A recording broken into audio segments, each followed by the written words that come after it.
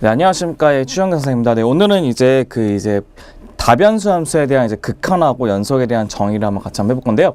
우리가 이미 그 미적분 볼륨 1하고 볼륨 2를 통해서 이제 우리가 일반적으로 알고 있는 좌표 평면에 대한 이제 변수가 하나인 그 함수에 대한 걔네들의 극한과 연속을 이미 밝혔는데, 이제 오늘부터 배울 것은 이제 무엇이냐면 이제 변수가 두 개인 함수인 이제 이변수 함수, 삼변수 함수, 즉 n변수 함수까지 가는 걔네들의 함수에 관한 극한과 연속에 대한 내용 한번 같이 한번 공부해 볼 겁니다. 그러니까 어떤 내용이 있는지 한번 같이 한번 봐볼 건데요.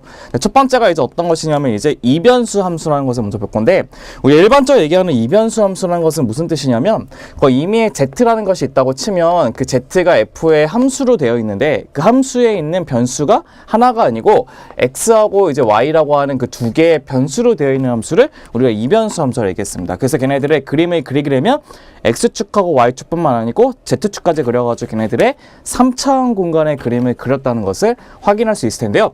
그럼 걔네들에 관한 극한에 대한 정의를 먼저 보시게 되면, 첫 번째 f는 이변수 함수이고 그 다음에 그거에 관한 정의역이 존재한다고 한답니다. 정의역.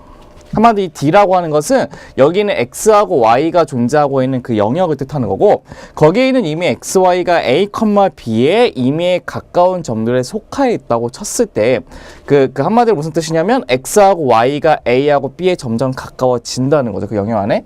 그랬을 때 F의 X, Y의 극한이 L이라는 것을 의미하는 것은 무엇이냐? 우리가 한번 봅시다. 우리가 일변수 함수일 때 걔네들의 그 극한은 어떻게 정했냐? 이렇게 정했죠. X 마이너스 뭐였죠? A의 값이 뭐보다 작을 때, 델타보다 작을 때 걔네들의 fx 빼기 f의 A 값이 뭐보다 작죠? 입실론보다 작다는 거. 얘네들 일명 L이라고 하는 거죠. 그 입실론보다 작다는 것을 이제 증명했다는 것을 알 수 있다는데, 우리가 걔네들을 이제 어떻게 볼 거냐면 이변수 함수로 보게 될 건데요. 첫 번째 얘네들의 의미가 무엇이냐? 여기 x-a의 의미가 무엇이냐면 이 x라는 점하고 여기 a라는 점까지의 뭐죠? 거리를 뜻하죠. 거리. 걔네들의 거리가 델타보다 작다고 했을 때 걔네들의 함수값의 차이가 입실론보다 작다는 것을 알 수 있다는 거죠. 그래서 어떻게 볼 거냐면 우리는 x,y라고 하는 것을 A, B에 가까워지는 거니까 당연히 걔네 두 개 사이의 거리가 굉장히 작아져야 되는 거죠. 그래서 걔네들의 거리는 어떻게 붙이냐면 루트의 x-a제곱 플러스 y-b의 제곱이 바로 걔네들의 두 점 사이의 거리가 될 것이고, 걔네들이 당연히 거리이기 때문에 0보다 크게 될 것이고, 이미의 작은 이미의 델타 값보다 작다는 것을 확인할 수 있고요. 델타는 당연히 거리이기 때문에 양수라는 것을 확인할 수 있을 겁니다.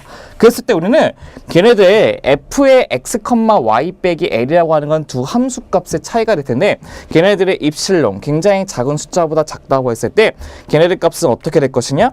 x, y가 a, b에 가까이 갔을 때 걔네들의 극한값이 l이 된다는 것으로 이제 정의가 된다는 겁니다.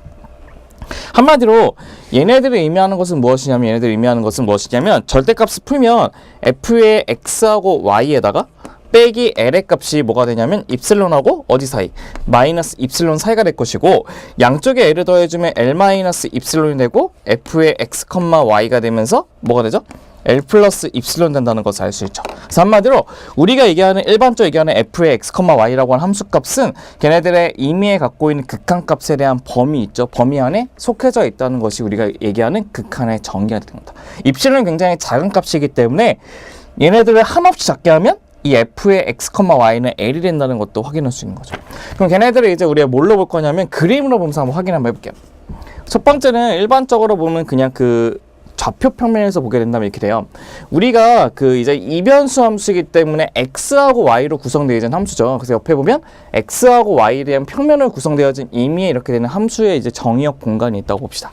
그랬을 때 걔네들 뒤에서 우리는 임의의 점 x, y가 있고, 우리는 어디에 가까워지고 싶냐면 여기는 a, b에 가까워지고 싶다고 한답니다.